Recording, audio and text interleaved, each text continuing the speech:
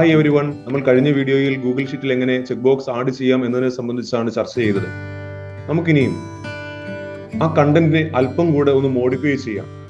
അതായത് സ്കൂളിലോ കോളേജിലോ അല്ലെങ്കിൽ മറ്റേതെങ്കിലും സ്ഥാപനങ്ങളിലോ ഒന്നിലേറെ ദിവസം ഒരു പ്രോഗ്രാം നടക്കുകയാണെങ്കിൽ, ഒരു 4 ദിവസം അല്ലെ 5 ദിവസം ഒരു പ്രോഗ്രാം നടക്കുകയാണെങ്കിൽ എത്ര ദിവസം ഓരോ വ്യക്തികളും പങ്കെടുത്തു എന്ന് റെക്കോർഡ് ചെയ്യാൻ വേണ്ടി അവരവരുടെ മൊബൈൽ ഫോണിൽ നിന്നും, ആ ചുമതലയുള്ള അധ്യാപകരുടെ അല്ലെങ്കിൽ ജീവനക്കാരുടെ മൊബൈലിൽ നിന്നും ഇത് റെക്കോർഡ് ചെയ്യാൻ വേണ്ടി നമുക്ക് എങ്ങനെ ചെക്ക് ബോക്സിൽ ആഡ് ചെയ്യാം, അതിന്റെ കൗണ്ട് എങ്ങനെ കണ്ടുപിടിക്കാം എന്നതിനെ സംബന്ധിച്ച് നമുക്കൊന്ന് നോക്കാം. ഇപ്പൊ ഇവിടെ 16 കുട്ടികളുടെ പേര് ഞാൻ എഴുതി ചേർത്തിട്ടുണ്ട്. അതിന്റെ വലതുവശത്ത് 5 കോളങ്ങൾ ഞാൻ സെലക്ട് ചെയ്ത് ബോർഡർ എല്ലാം കൊടുത്ത് നിർത്തിയിരിക്കുകയാണ്. ബോർഡർ കൊടുക്കുന്ന രീതി അറിയാമല്ലോ. നമുക്ക് വേണ്ടി അത്രയും ഏരിയ സെലക്ട് ചെയ്യണം. സെലക്ട് ചെയ്തതിനു ശേഷം മുകളിൽ ടൂൾ ബാറിനകത്ത് ബോർഡേഴ്സ് എന്ന് പറയുന്ന ഒരു ഏരിയ ഉണ്ട്. അവിടെ ക്ലിക്ക് ചെയ്യുമ്പോൾ ഓൾ ബോർഡേഴ്സ് എന്ന് പറയുന്ന ഓപ്ഷൻ കിട്ടും. അത് ക്ലിക്ക് ചെയ്ത് കഴിഞ്ഞാൽ നമ്മൾ സെലക്ട് ചെയ്ത ഭാഗത്തെല്ലാം ബോർഡർ വരും. ഓക്കെ, ഇത് നേരത്തെ റെഡിയാക്കി വെച്ചിരിക്കുന്നതാണ്. ഇനി നമുക്ക് ഇവിടെ ചെക്ക് ബോക്സുകൾ ഇൻസേർട്ട് ചെയ്യണം.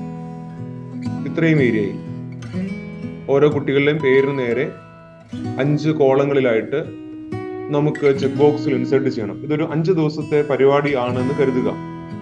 അതിന്റെ അറ്റൻഡൻസ് രേഖപ്പെടുത്താൻ വേണ്ടിയാണ്. ഞാൻ ആദ്യം സെല്ലുകളെല്ലാം സെലക്ട് ചെയ്തു. അതിനുശേഷം ഇൻസേർട്ട് എന്ന് പറയുന്ന മെനുവിലേക്ക് വരുന്നു. അവിടെ നിന്ന് ചെക്ക് ബോക്സ് എന്ന് പറയുന്ന ഓപ്ഷൻ ടിക്ക് ചെയ്യുന്നു. ഇപ്പൊ ചെക്ക് ബോക്സിലെല്ലാം ആഡ് ചെയ്യപ്പെട്ട് കഴിഞ്ഞു. അതോടൊപ്പം തന്നെ നമ്മൾ 1-2 കാര്യങ്ങൾ കൂടെ ചെയ്യാറുണ്ട്. ഫോർമാറ്റ് ചെയ്യണം.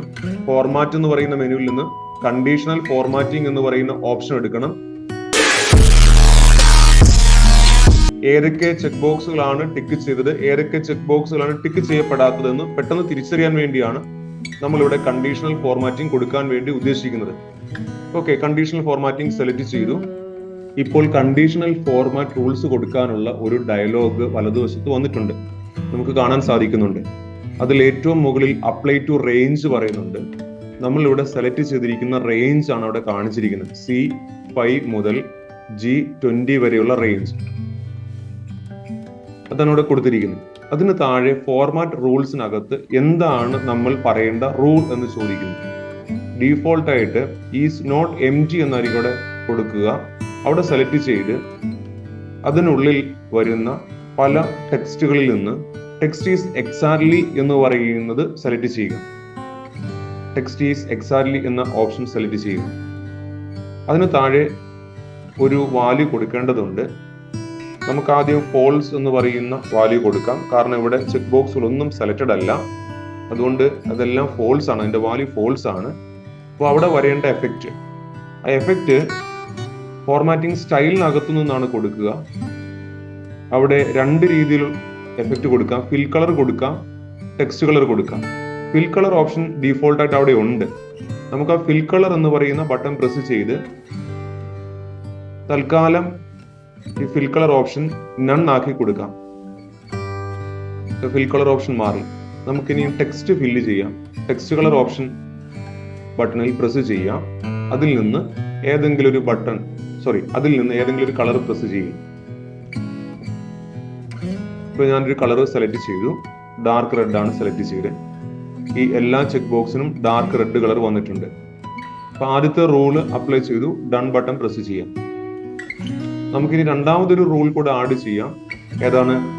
ഈ ചെക്ക് ബോക്സുകൾ സെലക്ട് ചെയ്യുമ്പോൾ നടക്കേണ്ട കാര്യങ്ങൾ, വരേണ്ട മാറ്റങ്ങൾ. അതിന് ആഡ് അനദർ റൂൾ പറയാം. Add another rule button press ചെയ്തപ്പോൾ ഇവിടെ റേഞ്ച് സെലക്റ്റഡ് ആയിട്ട് കാണിക്കുന്നില്ല. അപ്പൊ അവിടെ നമുക്ക് സെലക്ട് ഡേറ്റ റേഞ്ച് എന്ന് പറയുന്ന ഒരു ബട്ടൺ ഉണ്ട്. അവിടെ പ്രസ് ചെയ്യുക. പ്രസ് ചെയ്തിട്ട് ഇവിടെ നിന്ന് റേഞ്ച് സെലക്ട് ചെയ്ത് കൊടുത്ത് ഓക്കെ ബട്ടൺ പ്രസ് ചെയ്യാം.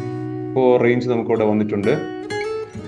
നേരത്തെ പറഞ്ഞതുപോലെ format rules is not MG എന്നാണ് ഡീഫോൾട്ട് ആയിട്ട് വന്നിരിക്കുന്നത്. മാറ്റി ടെക്സ്റ്റ് ഈസ് എക്സാക്ട്ലി എന്ന് തന്നെ കൊടുക്കുക. വാല്യൂ ട്രൂ എന്നും പറയുക. ഡീഫോൾട്ട് സ്റ്റൈൽ നേരത്തെ പോലെ ഗ്രീനിഷ് കളറിൽ ഫിൽ കളർ ഉണ്ട്. അത് വേണ്ടെങ്കിൽ നമുക്ക് നൺ പറയാം. ഫിൽ കളർ ബട്ടണിൽ പ്രസ് ചെയ്ത് നൺ പറയാം. ഇനിയും ടെക്സ്റ്റ് കളർ മാറ്റാൻ വേണ്ടി ടെക്സ്റ്റ് കളർ ബട്ടൺ പ്രസ് ചെയ്യുക. ട്രൂ ആണെങ്കിൽ അവിടെ ടെക്സ്റ്റ് ഡിസ്പ്ലേ ചെയ്യേണ്ട ഒരു കളർ പറയുക. ബ്ലൂ സെലക്ട് ചെയ്യുന്നു, ഡൺ ബട്ടൺ പ്രസ് ചെയ്യുന്നു. ഇപ്പോൾ നമ്മുടെ 2 റൂളുകളും ഇവിടെ കാണാം. C5 മുതൽ G20 വരെയുള്ള റേഞ്ചിനകത്ത് വരുന്ന 2 റൂളും നമുക്കിവിടെ കാണാം. ഓക്കെ, ഇനിയും രണ്ടാമത് കൊടുത്ത റൂൾ ശരിയായോ എന്നറിയാൻ ഏതെങ്കിലും ചെക്ക് ബോക്സിലൊക്കെ പ്രസ് ചെയ്യുക. ഇവിടെ ബ്ലൂ കളറിലേക്ക് ചെക്ക് ബോക്സിൽ മാറുന്നത് കാണാൻ സാധിക്കും. ഓക്കെ,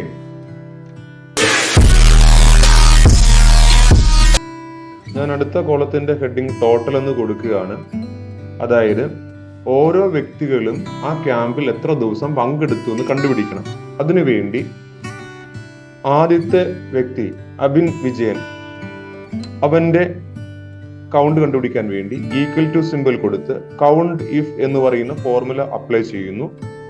കൗണ്ട് ഇഫ് ഫോർമുലയിൽ റേഞ്ച് ആണ് പറയേണ്ടത്. റേഞ്ച് എന്ന് പറയുന്നത് ഇതാണ്, C5 മുതൽ G5 വരെ.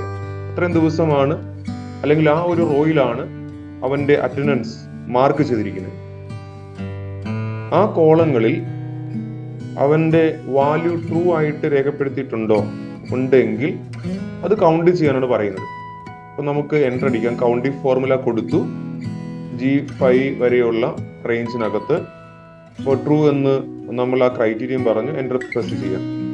നിലവിൽ അവന് ഹാജർ കൊടുത്തിട്ടില്ല, അതുകൊണ്ട് 0 വന്നു. ഹാജർ കൊടുക്കുന്നതനുസരിച്ച് കൗണ്ട് വ്യത്യാസം വരുന്നത് കാണാൻ സാധിക്കുകയും ചെയ്യും. ഇനി ബാക്കിയുള്ള എല്ലാ റോയിലേക്കും അല്ലെങ്കിൽ മറ്റു വ്യക്തികൾക്കും ഈ ഹാജർ കിട്ടാനുള്ള ഫോർമുല നമുക്ക് അപ്ലൈ ചെയ്യാം. താഴേക്ക് ഡ്രാഗ് ചെയ്ത് എല്ലാ റോകളിലും കൊടുത്തു. പലർക്കും അറ്റൻഡൻസ് ഇല്ല. കമ്പ്യൂട്ടറിൽ നിന്നാണ് ചെയ്യുന്നതെങ്കിൽ നമുക്ക് ഒന്നിലേറെ ചെക്ക് ബോക്സുകൾ ഒരുമിച്ച് സെലക്ട് ചെയ്തതിനു ശേഷം സ്പേസ് ബാർ പ്രസ് ചെയ്താൽ അറ്റൻഡൻസ് മാർക്ക് ചെയ്യപ്പെടും. വീണ്ടും ഒരിക്കൽ കൂടെ സ്പേസ് ബാർ പ്രസ് ചെയ്താൽ അറ്റൻഡൻസ് അവിടെ ഓഫ് ആകും. ഈ രീതിയിലും നമുക്ക് അറ്റൻഡൻസ് മാർക്ക് ചെയ്യാം. ഓക്കെ,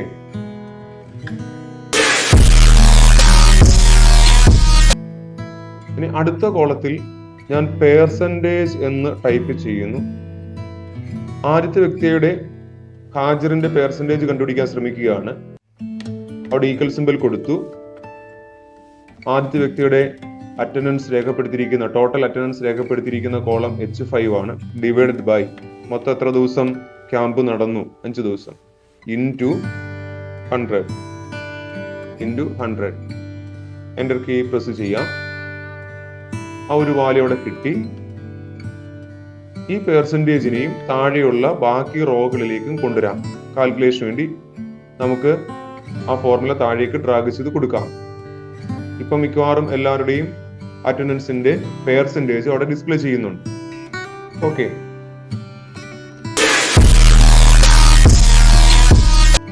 പെർസെന്റേജ് ഡിസ്പ്ലേ ചെയ്യുമ്പോൾ ഏതെങ്കിലും കാരണവശാൽ ഫ്രാക്ഷണൽ പാർട്ട് വന്നാൽ അത് അവോയ്ഡ് ചെയ്ത് ഇൻഡിജർ മാത്രം വന്നാൽ മതിയെങ്കിൽ നമുക്ക് ആ ഫോർമുലയിൽ ഇൻഡ് എന്ന് പറയുന്ന ഫംഗ്ഷൻ കൂടെ ഉപയോഗപ്പെടുത്താം. ഇൻഡ് of H5 divide by 5 into 100 എന്നാക്കി മാറ്റുമ്പോൾ അതിനകത്ത് ഫ്രാക്ഷണൽ വാല്യൂസ് എല്ലാം വന്നിട്ടുണ്ടെങ്കിൽ അത് അവോയ്ഡ് ചെയ്ത് ഇൻഡിജർ പാർട്ട് മാത്രം ഡിസ്പ്ലേ ചെയ്ത് തരും. ഓക്കെ, അത് ആ കൂട്ടത്തിൽ പറഞ്ഞു എന്ന് മാത്രമേ ഉള്ളൂ.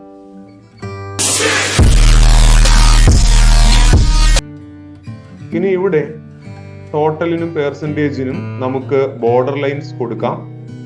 ടോട്ടലും പെർസെന്റേജും ഡിസ്പ്ലേ ചെയ്തിരിക്കുന്ന സെല്ലുകളെല്ലാം സെലക്ട് ചെയ്യാം. അതിനുശേഷം മുകളിൽ ടൂൾ ബാറിൽ ബോർഡേഴ്സ് എന്ന് പറയുന്ന ഓപ്ഷൻ ഉണ്ട്. അവിടെ നിന്ന് ഓൾ ബോർഡേഴ്സ് എന്ന് പറയുന്ന ഓപ്ഷൻ പ്രസ് ചെയ്യുക. ഇപ്പോ ടോട്ടലിനും പെർസെന്റേജിനും ബോർഡർ ലൈൻസ് ഡിസ്പ്ലേ ചെയ്തു. ഇനി ഒരു വ്യത്യാസം, ടോട്ടലും പെർസെന്റേജും ഡിസ്പ്ലേ ചെയ്യുന്ന സെല്ലുകൾക്ക് വിഡ്ത് വ്യത്യാസമുണ്ട്. അത് അഡ്ജസ്റ്റ് ചെയ്യാൻ വേണ്ടി ഈ 2 സെല്ലുകളെയും സെലക്ട് ചെയ്തിട്ട് റൈറ്റ് ബട്ടൺ പ്രസ് ചെയ്യുക. ആ സമയത്ത് പോപ്പപ്പ് ചെയ്യുന്ന ഡയലോഗ് ബോക്സിൽ അല്ലെങ്കിൽ മെനുവിന്റെ കൂട്ടത്തിൽ റീസൈസ് കോളംസ് എന്ന് പറയുന്ന ഒരു ഓപ്ഷൻ കിട്ടും. ഏതൊക്കെ കോളമാണോ സെലക്ട് ചെയ്തിരിക്കുന്ന കോളങ്ങളുടെ പേരും അവിടെ ഉണ്ടാവും. റോ ആണെങ്കിൽ റീസൈസ് റോസ് എന്നായിരിക്കും ഇവിടെ പേര് വരിക. റീസൈസ് കോളംസ് അതിൽ പ്രസ് ചെയ്യുക.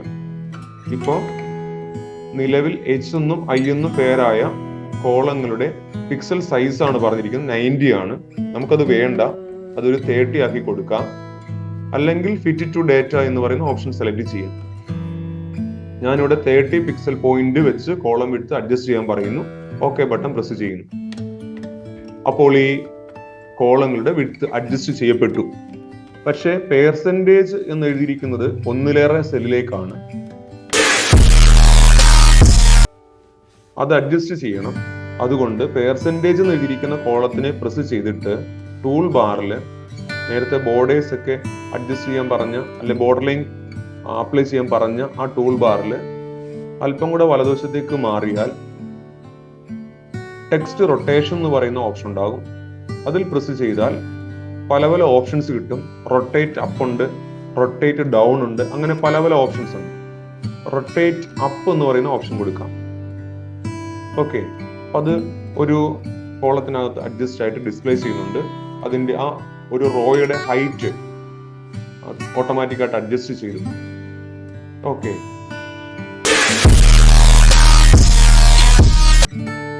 ഇനി ഇതേപോലെ താഴെ ഓരോ ദിവസത്തെയും അറ്റൻഡൻസ് നമുക്ക് കാൽക്കുലേറ്റ് ചെയ്യാം. ടോട്ടലിന്റെ വലതുവശത്ത് ഒന്നാമത്തെ കോളത്തിൽ ഏറ്റവും താഴെ ഭാഗത്ത് ഈക്വൽ ടു നേരത്തെ പറഞ്ഞ അതേ ഫോർമുല കൗണ്ട് ഇഫ് ഓഫ് ബ്രാക്കറ്റിൽ റേഞ്ച് എന്താണ്, ആ കോളത്തിലെ എല്ലാ വാല്യൂസും ഒന്നാമത്തെ കുട്ടിയുടെ മുതൽ 16ാമത്തെ കുട്ടിയുടെ വരെയുള്ള ആ റേഞ്ച് C5 മുതൽ C20 വരെ, കോമ ട്രൂ, ബ്രാക്കറ്റ് ക്ലോസ് ചെയ്യുന്നു. രണ്ടടിക്കുമ്പോൾ അടുത്ത ദിവസം 9 പേരാണ് പങ്കെടുത്തിരിക്കുന്നത്. അതേ ഫോർമുല നമുക്ക് വലതുവശത്തെ ഓരോ കോളങ്ങളിലേക്കും ഡ്രാഗ് ചെയ്ത് കൊടുത്ത് കൗണ്ട് കണ്ടുപിടിക്കാം. ഓരോ ദിവസവും എത്ര പേര് പങ്കെടുക്കുന്നുണ്ട് എന്നത്. ഇവിടെ മൂന്നാമത്തെ ദിവസം ഞാൻ എല്ലാ കോളവും സെലക്ട് ചെയ്തു, 16 പേരും പങ്കെടുത്തായിട്ട് കാണിക്കുന്നു. ഓക്കെ,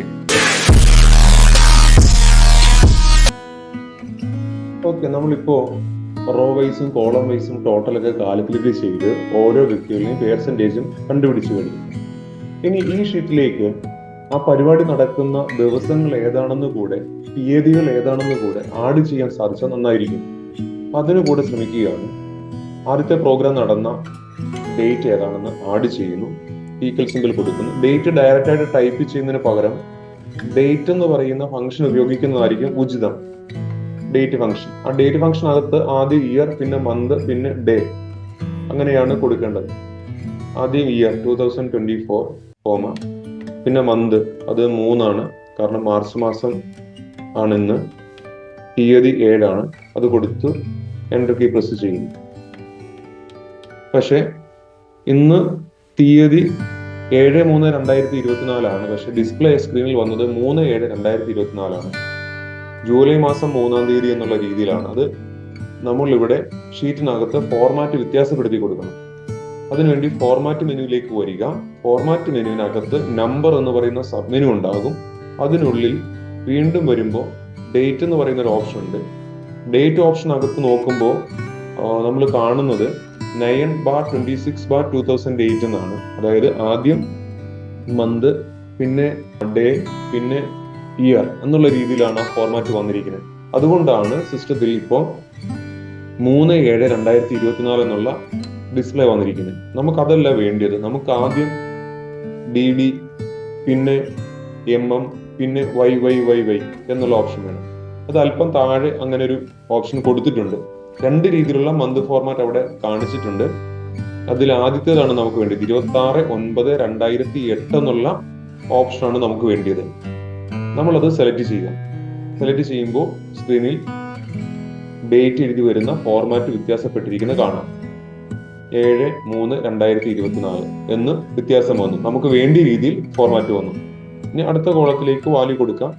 ഈക്വൽ ടു, വീണ്ടും ടൈപ്പ് ചെയ്യുന്നതിന് പകരം തൊട്ട് മുമ്പ് ടൈപ്പ് ചെയ്തിരിക്കുന്ന വാല്യൂ എന്താണോ അതെവിടെയാണ്, C2ലാണ്, അതിനോടുകൂടെ 1 കൂടെ ആഡ് ചെയ്യാൻ പറയാം. ഓക്കെ, അപ്പൊ 8/3/2024 ആയി. ബാക്കിയുള്ള ഡേറ്റ് കൂടെ സ്ക്രീനിലേക്ക് കൊണ്ടുവരാൻ വേണ്ടി നമുക്ക് ഡ്രാഗ് ചെയ്ത് എഫക്റ്റ് വരുത്താം. ഓക്കെ, ഇപ്പൊ 5 ദിവസത്തെയും തീയതികൾ, ആ പരിപാടി നടന്ന 5 ദിവസത്തെയും തീയതികൾ ഷീറ്റിനകത്ത് വന്നിട്ടുണ്ട്. ഇനി നമുക്ക് ഇത് ഏത് ദിവസമാണെന്ന് കൂടെ എഴുതി കൊടുത്താൽ നന്നാകും. അല്ലെങ്കിൽ ഡേ നമ്പർ മാത്രമായിട്ടും അവിടെ ഡിസ്പ്ലേ ചെയ്യിക്കാം.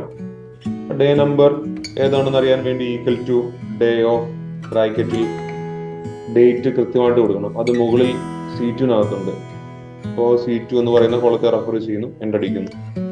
7 ഇന്നത്തെ ദിവസം 7. അതോടൊപ്പം ഇന്ന് വ്യാഴാഴ്ചയാണ് അല്ലെങ്കിൽ തേഴ്സ്ഡേ ആണെന്ന് പ്രിന്റ് ചെയ്യിക്കാൻ വേണ്ടി നമുക്ക് മറ്റൊരു ഫംഗ്ഷൻ ഉപയോഗിക്കാം. ഈക്വൽ ടു ടെക്സ്റ്റ് എന്നുള്ള ഫംഗ്ഷനാണ് വേണ്ടത്. ഡേറ്റ് ആണെങ്കിൽ കൂടെയും നമ്മൾ ഇവിടെ ഡേ നെയിം പ്രിന്റ് ചെയ്യിക്കാൻ വേണ്ടി ടെക്സ്റ്റ് എന്നുള്ള ഫംഗ്ഷനാണ് ഉപയോഗിക്കുന്നത്. ടെക്സ്റ്റ് എഴുതി ബ്രാക്കറ്റിൽ ഏത് ഡേറ്റിന്റെ ആണോ ഡേ നെയിം കൊണ്ടുവരേണ്ടത് ആ ഡേറ്റ് പറയണം. ഡേറ്റ് C2-നകത്തുണ്ട്.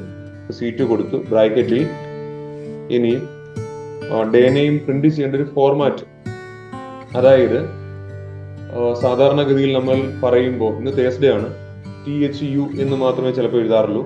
അല്ലെങ്കിൽ തേഴ്സ്ഡേ എന്ന് പൂർണ്ണമായിട്ട് എഴുതും. THU എന്ന് മാത്രം വന്നാൽ മതിയെങ്കിൽ D എന്ന് മാത്രം കൊടുക്കുക. നോക്കിയേ, THU എന്നേ വരുള്ളൂ. അതേസമയം തേഴ്സ്ഡേ എന്ന് പൂർണ്ണമായിട്ട് പ്രിന്റ് ചെയ്ത് പറഞ്ഞെങ്കിൽ നമ്മൾ ഇവിടെ 4ാമതൊരു D കൂടെ കൊടുക്കും. 4ാമതൊരു D കൂടെ കൊടുത്താൽ തേഴ്സ്ഡേ എന്ന് പൂർണ്ണമായിട്ട് പ്രിന്റ് ചെയ്യും. നമുക്ക് പക്ഷേ സൗകര്യം അല്ലെങ്കിൽ താല്പര്യം ആദ്യത്തെ 3 ക്യാരക്ടർ മാത്രം ഷോർട്ടായിട്ട് എഴുതാൻ വേണ്ടിയായിരിക്കും. ഓക്കെ, അത് കറക്റ്റ് ചെയ്തു. അപ്പോൾ ഡേ നമ്പറും ഡേ നെയിമും ബാക്കി എല്ലാ കോളങ്ങളിലേക്കും കൊണ്ടുവരാം ഡ്രാഗ് ചെയ്ത്. ഓക്കെ, ഇതിന് ബോർഡർ കൂടെ കൊടുത്താൽ ഭംഗിയാകും. ബോർഡേഴ്സിനകത്തുനിന്ന് ഓൾ ബോർഡേഴ്സ് കൊടുത്തു. ഓക്കെ, ഇനിയും ഡേറ്റുകളുടെ സൈസ് വളരെ കൂടുതലാണ്. ഡേറ്റുകളുടെ സൈസ് കൂടുതലായിരിക്കുന്നതുകൊണ്ട് ഒന്നുകിൽ നമുക്ക് ഫോണ്ട് സൈസ് അഡ്ജസ്റ്റ് ചെയ്യാം, സൈസ് കുറയ്ക്കാം. അല്ലെങ്കിൽ ടെക്സ്റ്റ് റൊട്ടേഷൻ എന്ന് പറയുന്ന ഓപ്ഷനിലേക്ക് വന്നിട്ട് ഈ കൊടുത്തിരിക്കുന്ന ഏതെങ്കിലുമൊക്കെ എഫക്റ്റുകൾ കൊണ്ടുവരണം. ഒന്നുകിൽ റൊട്ടേറ്റ് അപ്പ് കൊടുക്കാം, നേരത്തെ ഇവിടെ പറഞ്ഞതാണ്. അല്ലെങ്കിൽ റൊട്ടേറ്റ് ഡൗൺ കൊടുക്കാം, അല്ലെങ്കിൽ സ്റ്റാക്ക് വെർട്ടിക്കൽ കൊടുക്കാം, അല്ലെങ്കിൽ ഈ ചരിച്ചുള്ള ടിൽറ്റ് അപ്പ് എന്ന് പറയുന്ന ഓപ്ഷൻ വേണമെങ്കിൽ അങ്ങനെയും നമുക്ക് കൊടുക്കാം. ഓരോരുത്തർക്ക് ഇഷ്ടമുള്ള എഫക്റ്റുകൾ അവിടെ കൊണ്ടുവരാൻ വേണ്ടി പറയാം. ഓക്കെ, അപ്പോൾ ഈ വീഡിയോ ഇഷ്ടപ്പെട്ട് കാണുമെന്ന് കരുതുന്നു. ഇഷ്ടപ്പെട്ടാൽ ലൈക്ക് ചെയ്യുക, ഷെയർ ചെയ്യുക. Okay, by.